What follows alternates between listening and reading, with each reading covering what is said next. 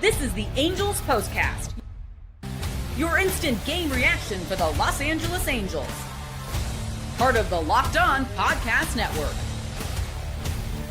Your team every day.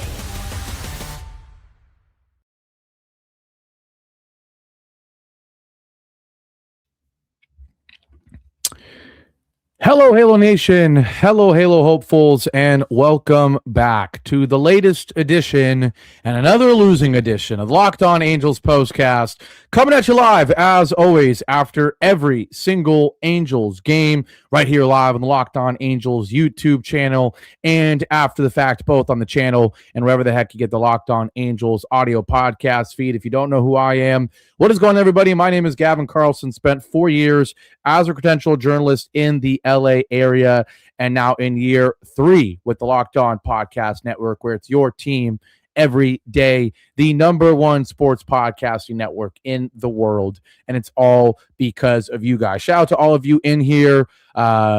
Keep those comments coming, as always. A lively comment section, and understandably so, because the Angels have the rare close loss, right? It feels like this season has been a bunch of depressing, large defeats. You know, even in last year and the year before that, there was a lot of come from behind wins. There was a lot of collapses. There's been plenty of collapses, I'd say, this season, but not many games like this one where the Angels are behind 1 or 2 runs the entire game and they just stay behind 1 or 2 runs the whole game, right? There's been games with leads that the bullpen has blown, and there's been blowouts, but the rare 3-2 loss for the Angels today, coming off a 7-2 loss yesterday. So they, lose the first 2 in the series against the Cleveland Guardians. And once again, the main storyline, at least in my opinion, the inability to come through with runners in scoring position. Because if you look at this box score tonight, you see Angels 8 hits to Cleveland's 4.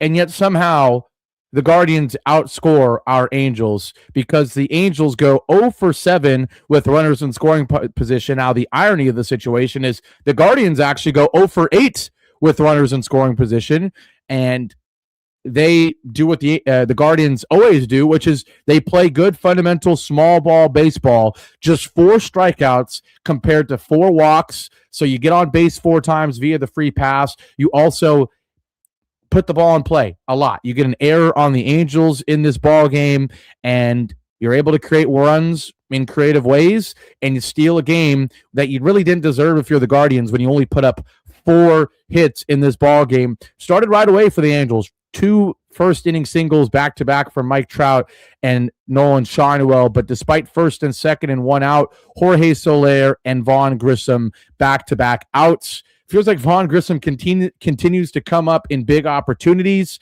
We know that yesterday he came up with the bases loaded and did not come through. Was able to make up for it. Not really, but he was able to get a late RBI yesterday. He obviously had a big-time swing in this game that we'll get to later. But that started a trend right away of the Angels struggling with runners in scoring position. And again, it was Vaughn Grissom in the top of the 3rd inning, coming up 2nd and 3rd, 2 outs, and striking out on 4 pitches. It was another base hit from Nolan Schanuel with 2 outs, and then a 2-1 sinker right down the middle that Jorge Soler rips down the left field line into left field, for a double. Schanuel gets to 3rd, and that's when Grissom strikes out with runners on 2nd and 3rd and 2 outs. And in my opinion, this is your favorite segment right here. Time to reveal where the game was won or lost. It's the turning point. Yeah, in my opinion, it felt like the turning point was right here, because this is now 2 times in the first 3 innings where Vaughn Grissom does not come through with the runner in scoring position and 2 outs. And this time right after that, Walbert Urena with the rare mistake. It's a 2-2 changeup right down the middle that Martinez crushes. And by crushes, I mean rips, but doesn't hit deep at all. 100 miles an hour off the bat, so he certainly got all of it, but just 353 feet. It's enough to get the home run, though, and put the Guardians up 1-0. It was frustrating because, again, 2 failed opportunities for the Angels. Walbert Urena pitched really well. This is one of the rare mistakes. I don't even hate the decision, 2-2. You decide to try to catch him off guard with a changeup. My only issue, you threw changeups the 2 pitches before that, right? And both of them were even worse locations. You throw 2 sinkers low, then you hang 2 changeups. He watches both of them. Then you throw a third straight changeup 2-2, and it's nowhere near low enough. It's the lowest of the 3, but still right down the middle. And Martinez able to hit it for a home run to make it 1-0. Now from there, Urena was able to settle in a bit. He did get some help. The very next batter, the new Guardian, Patrick Bailey, hits one 100+ off the bat, but it's right at Zach Neto. From there, he gives up a base hit, but then Walbert Urena settles in. He gets Stephen Kwan and DeLauder out in the third. 1, 2, 3, fourth. You're thinking, okay, good. He's settling in, and then things get really interesting in the bottom of the fifth for Walbert Urena, but not before there's another runners in scoring position opportunity that the Angels blow. Gaddis comes in pretty early in this game in the top of the 5th inning. It's a 1-out double for Mike Trout. So you got 1 out, runner on second base, the heart of the order once again, but Nolan Schanuel and Jorge Soler each go down, and it's another failed opportunity with runners in scoring position. And then this is where things got really interesting for Walbert Urena in the 5th. He does give up a run, but it could have been a lot worse. A leadoff walk, and then Martinez thinks he has his second home run of the game until Jo Adell does what Jo Adell does and robs another home run in right field. This would have been a 2-run shot, would have made it 3-0. The problem is from there, you're still able to tag up, put a runner on third with 1 out, and then Patrick Bailey, a productive RBI ground out to make it 2-0 Guardians. Again, a great example of the Guardians being the Guardians. And is Patrick Bailey a good hitter? Heck no. I'm literally 5 minutes from Oracle Park right now. The Giants got rid of Patrick Bailey for a reason, because he's hitting like 150 on the year despite having one of the best gloves in baseball. But guess what? He instantly picks up on what the Cleveland Guardians do, gets a productive out with the runner on third and 1 out, makes it 2-0 Guardians. Another failed runner in scoring position the very next inning for the Angels. It's a 1-out triple from Oswald Peraza. Actually, no, this is not a failed one. Excuse me. This was the only productive one for the Angels. 1-out triple from Oswald Peraza.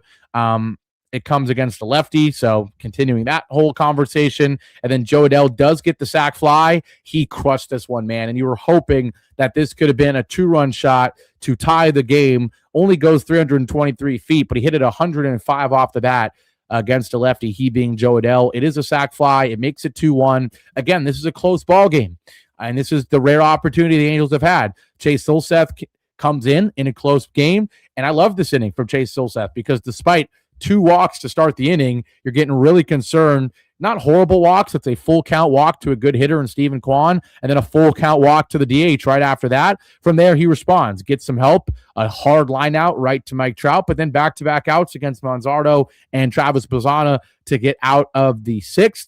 The Angels have another failed opportunity with runners in scoring position in the top of the 7th. Back-to-back walks from Neto and Mike Trout. Back-to-back strikeouts from Schanuel and Soler. I don't like to go play-by-play like this on the postcast. Normally, I'm sitting here ranting about how bad the Angels were, but this was the rare game where there was a lot of stuff going on, a lot of opportunities for the Angels, but for the second straight night, the Angels don't come through with runners in scoring position, and the Guardians do come through with some productive outs. The 7th being another perfect example. Leadoff walk for Rhys Hoskins against Drew Pomeranz, then a base hit for Angel Martinez. There's a throwing error by Oswald Peraza, which puts runners on first and third, and unsurprisingly, the Guardians take advantage. Second and third with nobody out, a team like the Guardians is not going to blow it. And so even though David Fry, his fly out is not deep enough for the sac fly, Brian Rocchio, his is. He hits it pretty deep to right field. Jo Adell's not able to throw him out, and it's 3-1 Guardians right there.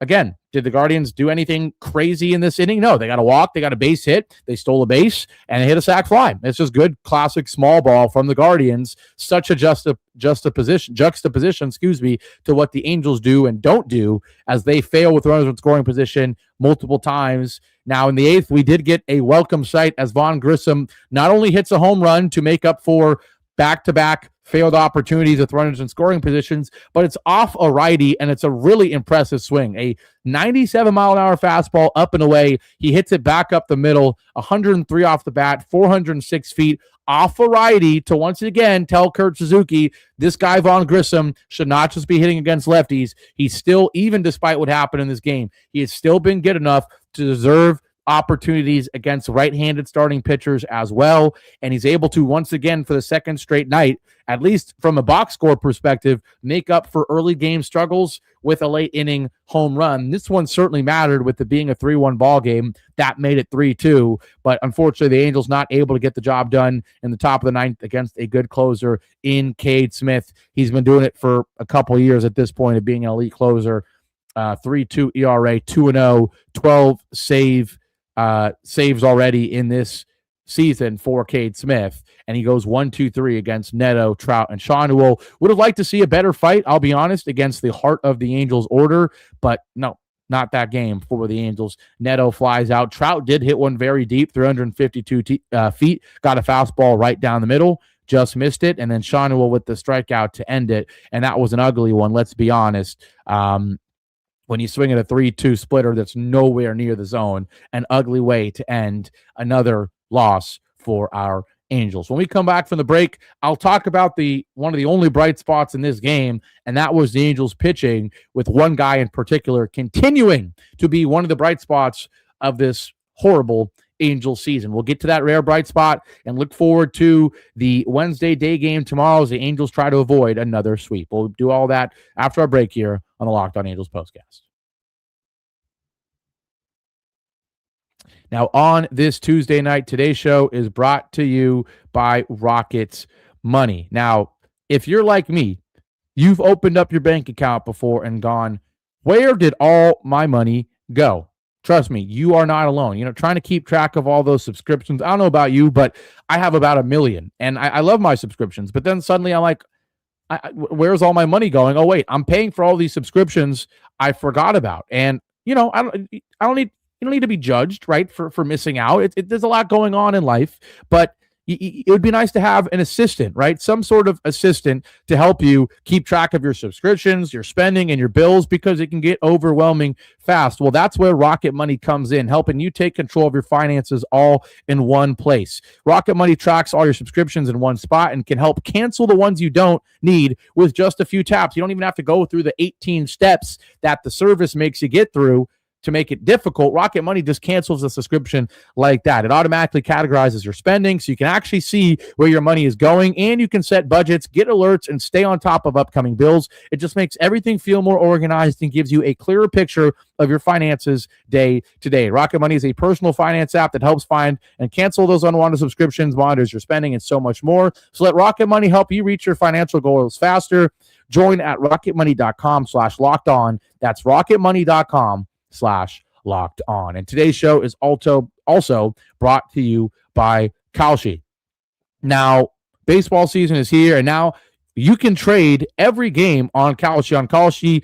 Every single game. I mean, every single game. For example, tomorrow, May 3rd, the Yankees take on the Baltimore Orioles, and the Yankees are trading at 59% compared to Baltimore trading at 41%. Now, what does that mean? It means the Yankees are trading at a 59% probability to beat the Baltimore Orioles, and that means a $100 trade on the Yankees gives you a $167 payout if they win. Again, the Yankees trading at 59% probability to beat the Orioles, and a $100 trade pays out at $167. On Kalshi, you're trading against peers in a live market, meaning there's no house. And the best part is, as the probability changes, you can buy in and out of your position. For limited time, download the Kalshi app and use code LOCKEDON to get $10 when you trade 10. That's KALSHI. Kalshi, trade on anything. 18 plus only. Restrictions and eligibility requirements apply. Event contract trading involves risk and may not be suitable for all investors. Prices, values, and available markets may differ from those mentioned. For more information, see kalshi.com/regulatory. Back here live on the Locked On Angels Postcast as the Angels lose a rare close one, 3-2. Frustrating as the Angels actually had an opportunity. Vaughn Grissom cuts the 3-1 lead to 3-2 in the bottom of the eighth, the top of the eighth inning with a solo shot. That was one of the lone bright spots of this game, as again, Vaughn Grissom continues to be a guy that at 25 years old, is interesting. He's interesting. He's in 271 now with a 346 on base percentage, a 749 OPS, 2 home runs, 7 hits and 70 at bat, or excuse me, 19 hits and 70 at bats, 7 runs, 11 RBIs. I've liked what I've seen, and he's getting better and better against righties. He had the home run. Soler with a hit, Seanwell with 2 hits, which was impressive. We'll take that. Trout goes 2 for 4 with that guaranteed walk as always. So a great game for him, but other guys struggled. Neto 0 for 4 with 2 strikeouts, did have a walk, and Josh Lowe, the sky's blue. So he goes 0 for 3 with 2 strikeouts, does have a walk, but he falls to 160 with a 494 OPS. My goodness. Now, one of the lone bright spots of the season, and once again today, has been the surprise breakout of Walbert Urena. And I know he gets the loss. I know he falls to 1-4, but that is a load of crud. It's absolutely BS because Walbert Urena has a 3.29 ERA despite being a 22-year-old pitcher who's a bullpen arm who has been asked to start 5 games. He has 2 bullpen outings and immediately is thrown into 5 straight starts.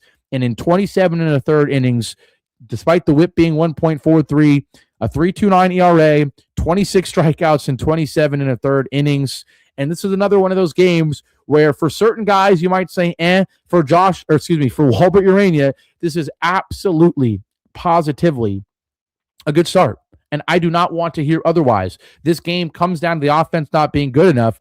It does not come down to Walbert Urena because 5 innings in 91 pitches. I know you would like a starter to go a little bit deeper, but again, this is a guy who barely even is a pro pitcher, and he's giving you 5 innings consistently. In his last start, he goes 6 innings, giving up just 1 earned run in just 90 pitches, 3 walks on 2 hits. Guess what? Today, he's actually a little bit better in terms of his control. Just 1 walk, still just 3 hits, but he does give up the home run. Just his second home run he's given up this year. Again, it was kind of a wall scraper. I am not at all concerned about that. He's been darn good, man. He has been darn good. The whip continues to drop. It was at 3 after his first outing. It was at 4.8 after his second. Then he has 2 starts and it drops to 183, but then goes up to 221. Well, guess what? 3 straight starts where the whip goes down to 194, 157, and then 143. The average against him all the way down to 218. So Walbert Urena, if you like those surface level stats, it just means he's being productive, man. He's being productive. I'm actually curious. We're going to go baseball savant right now because I am curious on some of the advanced analytics from Walbert Urena. You get a little behind the scenes. Yes, I'm sorry. I'm sitting here typing it in the search bar right now. This is a live show, but I want to see. He's now number 18 in the Angels prospect list. And what's been interesting for Urena, and this is great, it's why baseball savant is great, is this guy, he throws the ball crazy hard, and yet his off-speed run value is in the 92nd percentile. 92nd percentile. Now, breaking run value, 28th percentile. Fastball run value, 24th percentile. Pitching run value is average at 44%. What the heck does that mean? Guess what? Let's just keep it simple. It means he's really good when he throws the off speed, but not the breaking ball. It's when he throws that changeup. And ironically, it's the changeup that there's the home run off of today. But still, he's been really, really good. A guy who's 92nd percentile in terms of off-speed run value, but is still 94th percentile in terms of average fastball velocity at 98 miles an hour. The average exit velo, 85th percentile. Love it. The chase percentage in the 76th percentile. The expected batting average is actually lower than his already really good batting average of 218. The expected batting average in the 89th percentile at 196, and the expected ERA at 3.28, 76th percentile. So really good. Now, if you want to know what you're concerned about, it's the walks, right? 5th percentile, walks 15.8% of the time, but that obviously is getting better. It gives up just 1 walk today. The hard hit percentage is low. The ground ball percentage is high. The barrel percentage is average. The K percentage is average. The whiff percentage is average. So we're talking about a guy who throws the ball hard, is really good when he throws the changeup. The average exit velo is not good. The expected batting average and expected ERA are really good. Everything, the underlying numbers tell you that he's been good, and if not better than what the surface level stats say, and certainly what that stupid 1-4 record says. This guy should arguably be 4-1 with how he's pitching. As Nathan says here, only give up 4 hits and lose. So Angels. Yeah, and again, the biggest concerns, if you ask me the biggest concerns of the season, it is by far the lineup 1, bullpen 2, starters 3. And you say that despite not having a 5th starter, because the starters that have pitched have all been better than you would expect. Other than Yusei Kikuchi, and even that, he hasn't had many opportunities since the injury. It looked like he was maybe starting to get things. I know he had changed the arm angle before the injury, and was having a little bit more success. But think about it. Soriano, unbelievable. Jack Kohano, it's still better than you'd expect. Reed Detmer, still better than you expect. And Walbert Urena, outside of Jose Soriano, has been the story of the season for the Angels. So the rotation, by far the least concerning. The bullpen has been awful. Not today, but on the season, it's been awful, but a lot of injuries, right? The lineup, by far the biggest concern. Veterans struggling. The cornerstone pieces, Zach Neto, Nolan Scheinwell struggling. It's just been Mike Trout. Some young, promising guys, Vaughn, Grissom, Oswald, Peraza. Another game where you feel good about those guys. And ironically, the big-name guys for Perry Managian have been brutal. But it's these random guys that have been coming through. Walbert Urena, great performance. Jose Fermin actually settles back into things with a scoreless inning. Chase Solseth had a good outing in this one, but then you look at the lineup, who comes through? Oswald Peraza, once again, hitting 280 with an 8.33 OPS with that triple, and Vaughn, Grissom, the home run in this one. The 2 most encouraging guys. We will certainly take the 2 for 5 from Scheinwell and the 2 for 4 from Mike Trout, but you lose because you have 4 walks to 13 strikeouts. You go 0 for 8 with runners in scoring position. You leave 10 guys on, and it's not enough. Meanwhile, the Guardians play good small ball like they always do and steal a win that they should not have gotten. That's why they're 23-21 and why the Angels are 16-27. Now, we'll see you back here tomorrow, a 10:10 a.m. first pitch here on Pacific time. So the show will be around 12:30, 1 p.m.-ish. I will do everything I can in the middle of a workday to try to get you that show as close to after the game as possible. We will see if we can do that.